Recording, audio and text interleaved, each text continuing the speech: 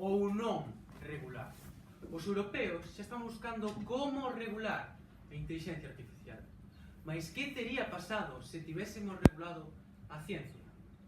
Que pasaría se fósemos onde Fleming e lle dixéramos: non xogues tanto coas bacterias, non vai ser que descubras a penicilina? Ou se fósemos onde Tesla e lle dixéramos: non traballes tanto, home, non vai ser que descubras a corrente alterna?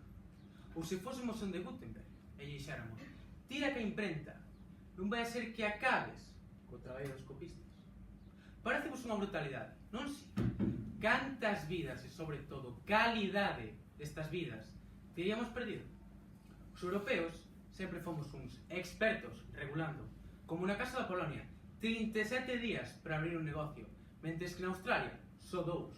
Mais, a que se debe toda esta burocracia? Acaso temoslle medo ao potencial do novo? Acaso somos uns retrógrados que prefiren vivir no atraso? Ou é acaso que non queremos productividade? Sexa cal sexa o motivo, é unha maneira de cortarlle as ás un falcón peregrino a piques de despegar. É como poñerlle 100 toneladas de lastre a un Ferrari. É unha maneira de frear un gran e próspero crecemento. Un crecemento económico, tecnolóxico e cultural.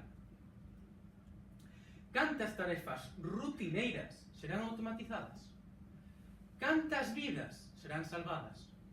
E cantas mentes serán nutridas? Compre reflexionarnos. Cal é a diferencia entre Fleming, Tesla, Gutenberg e a nova inteligencia artificial? A non regulación. Moitas gracias.